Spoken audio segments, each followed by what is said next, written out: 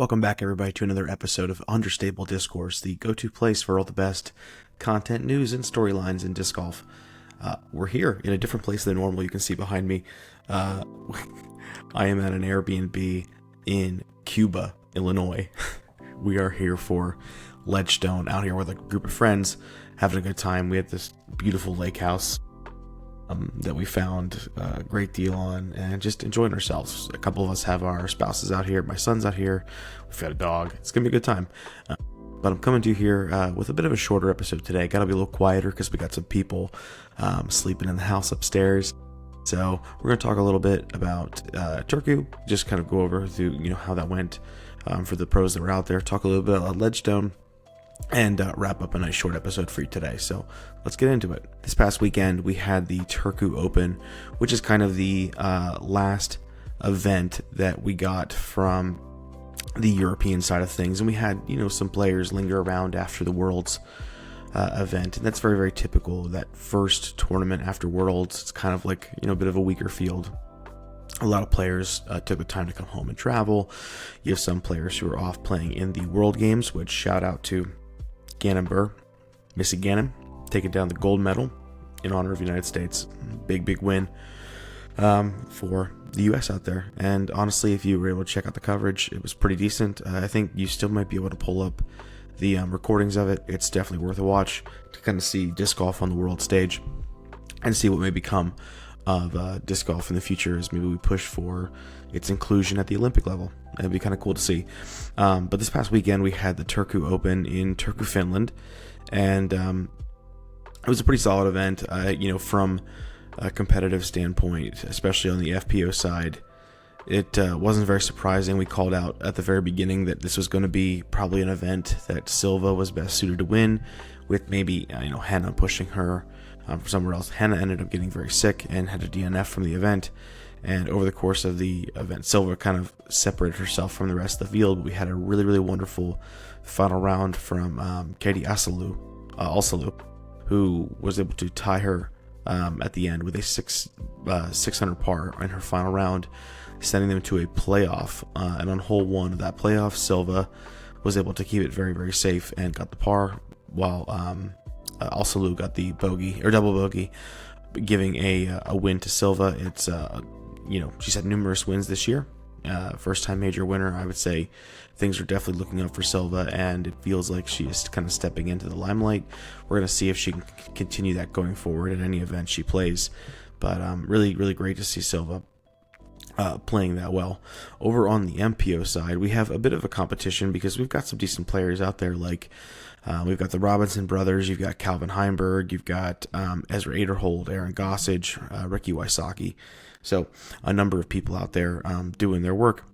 And after the first round, we have a pretty competitive field with Ezra Robinson and Raven Newsom tied at 13 under par, with Gossage and Calvin and Isaac and Daniel Davidson all tied at 10 under after the first round. So pretty tight race. Going into the second round, we have a really, really incredible 12 under par put down by Lauri Lehtinen, and a 9 under par put down by Aaron Gossage, and a 9 under by Daniel, to be tied all at 19 under par after round two, with Ezra being one stroke back, or Ezra Robinson being one stroke back. And we have ourselves quite the battle coming into round four. Unfortunately for two of the guys in Lauri and Aaron Gossage, they were not able to repeat that same performance in round three and found themselves shooting I would say rather mediocre rounds at -2 and -1, falling down the leaderboard a good bit. But coming out on top with an 8 under par round to finish off the event is Ezra Robinson, taking his second win of the year. People are going to say that maybe this field was a little bit light. I would say that we had some really solid MPO players there on both the the American and the European side. So while yes, it wasn't a full strength of field, in fact I think this was like around a third of the strength of the field technically as Worlds, it was still a very, very legitimate field that he ended up having to beat coming into this event. So big win for Ezra Robinson. Good to see him take down another win this season. Was really, really awesome. Awesome stuff out of Turku. It was a great European stretch this year. I can't wait to see us go back to Europe again next year and see what we have to offer. The European field continues to get stronger, and I'll in an episode later this year, when we get to the off season, we're going to take a deep dive look at the European field as a whole to see how it's been growing, level of competition, and really try to understand, how European disc golf is growing. So that'll be really fun to do. Looking ahead now at Ledgestone, we have another Elite Plus event, very, very classic, 4 rounds out here, because they didn't play Northwood Black for the Champions Cup. That's coming back for the MPO this year, which is a big win for a lot of them, because 4 rounds at Eureka Temp is not really a great event. Eureka Temp is a solid course, but 4 rounds of it can be a bit repetitive. But being slotted in with Northwood Black, it's a great 1-2 combo for challenging the pros in terms of their distance accuracy and control in the woods and the open environment. And really, really interested to see how that all goes down. Fun part for me is that I get a chance to, on the amateur side, play the Eureka Temp course. I've played Northwood Black before, so I'm getting a little slice of what that looks like from the amateur side. And Eureka Temp is tough. It's a lot tougher than people realize for the pros. I was out today with Brody as he was kind of practicing the course, looking through some of the changes. There are a few changes to the Eureka Temp course, as we find the hole 1 tee pad was moved back a little bit. It makes the shot a little bit harder, but I think a much better tee shot. We saw some minor adjustments as well to the tee pad on 13, adjusting it a bit to the left, which is going to be great for pace of play, because if you don't know, hole 13 and 18 share the same tee pad, and it creates quite the backup down there. Then we also saw an adjustment on hole 12, the water tower hole, where they've moved the tee box far to the right and have adjusted the angle with which you approach the water tower. You won't really notice it on coverage. It'll look exactly the same to you, but one of the things you'll notice if you look for it, on the old tee pad location, when you drew a straight line up from the tee pad, you would reach the center back of the water tower. Now if you do that, you'll be off to the right a bit more, so it's not perfectly lined up with the center back. There's a little pipe or something back there. You're not lined up perfectly with that anymore. So it looks the same, but it's definitely not, and it tightens the angle, and the OB is tightened around the basket, which is going to make for, I think, more interesting scoring separation on the hole, as it forces that shot to be a lot more touchy and close to the water tower. So we'll see how that one plays out. But ultimately, I think we're up for a really, really good event. We're going to see who can come out on day 1 and put down a really solid score on temp. I would say that to be competitive, you got to be hitting the double digits mark to be out there. And then going to Northwood Black, statistically one of, if not the hardest course on tour for MPO for many years, home to the Champions Cup last year.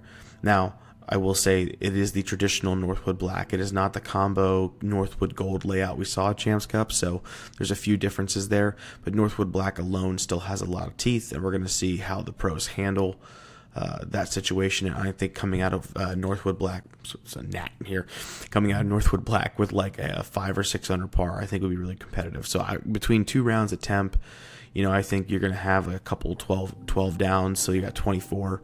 Maybe 2, 6, or 7. So let's say 38 or so under par wins this event. I'm going to say first one to get to 36 is going to win this event. So we'll see who's going to be doing that. We'll make some predictions here in a moment, but it should prove to be a very, very eventful thing. One of the things about Illinois, it's so flat out here. Storms kind of kick up out of nowhere, and it makes for very interesting weather circumstances and wind, and it's tough, and it's supposed to get up into the mid 90s and be very, very humid at the end of the week. So we'll see how the pros do and how they handle all that. When it comes to the actual players themselves, we have a fairly competitive field when we look at the FPO side of the aisle. We are missing a few players, obviously, and not surprisingly, a number of European players are taking the time off. They're not coming to play Ledgestone, so we don't have Kristen, we don't have Evelina, we don't have Silva. It's kind of back to our traditional Americanized field, and I think we're going to see a really, really interesting competition between the competitors, and we see the return of a few names we haven't seen in a while. We see Haley King return to the field. That'll, I would imagine she's going to be very competitive. And yeah, to me, I think this is going to be the event that Holland Handley is going to have to, kind of come back with and make up for the lost time she had at Worlds. First event finishing outside the top 5, and I think she can make a good statement for herself to come out to this one, play it super well, and take down a win, which will be big for her and her season. So I have Holland Handley winning this event. I think she has all the necessary skills to do it. And then from for second place, I think you're going to have this really solid battle between Missy Gannon and Owen Scoggins, but I'm actually going to say that Ella Hansen takes second place here, and I'm going to give third place to, let's ride the hot hand. Let's say Owen Scoggins takes third place. So I've got Holland coming in first, I've got Ella Hansen in second, and Owen Scoggins coming in third. Looking at the MPO side of the aisle, once again, like a very, very competitive field. We have a couple of the European names coming over. Vino's here doing his thing, but we don't see Niklas Antila in the field at all. And otherwise we have almost a full field from a competitor standpoint. It's a 4-round event. We know that with more time, it's usually very suitable for Gannon as he plays. I think this is going to be possibly a big battle between Gannon and AB, and maybe even Calvin, to see who comes out on top. I'm taking Gannon Burr winning this event. I think he's got a lot of momentum coming off of Worlds. I don't think he's going to be the kind of player who just, comes back and settles. I think he won Worlds, he went over, he won a gold medal in China, and I know it's a lot to squeeze all that in. I think he comes over, maybe has a little bit of a rocky start at Eureka Temp, shoots like a 8 under par, knocks it out of the park over the next 2 rounds at Northwoods, and then comes back in at Eureka and gets the job done in round 4. I'm going to have AB coming in second and Calvin coming in third for the event. We definitely got to keep an eye on Ricky and Paul and how they're doing. We're getting closer to the end of the season. No wins yet from either one of those guys. Whichever you think is more shocking is totally up to you. And I'd love to see Sullivan Tipton continue to be competitive, and Goose. Goose has had a very good run recently. See if he can come out and put some work in at Northwood and Eureka. But either way, I think it's going to be a really competitive weekend all across the board for both the MPO and the FPO. I think we're going to see some solid competition. And if the weather stays in check, I think we're going to have ideal conditions for scoring at both courses. But that we'll see how that goes as the week goes on. I'm pretty excited myself. I'll be jumping into caddy for Brody on Thursday, and then I'll be competing on the AM side of Ledgestone on Friday, Saturday, and Sunday. And for my projections for the AM side, not me winning. I'm here just having a good time with friends and having a good time with my wife and my son, enjoying disc golf and everything that disc golf means. And so if you're seeing this, get out, play this weekend, go. Enjoy watching some disc golf and have a good time. But let me know what you think about the picks. If you think that someone else is going to win, or am I going too chalky on my podium finishers for both FPO and MPO? Let me know in the comment section down below. So leave that down there. And if you like what you see and you like the content, please give us a like on the video and hit the subscribe button. It's the easiest way you can support the growth of this channel. We got some big things happening. I'm getting really, really excited for a new project we're going to be talking about coming up very soon, and a bit of a format change, I think, to give you something a bit easier to handle and enjoy without the longer episodes. But we'll talk more about that after Ledgestone week is over and we're back home and able to get really, really into things. But that's it for me at Understable Discourse. Until next time, like I said, go watch some disc golf, go play some disc golf, and I'll talk to you next time.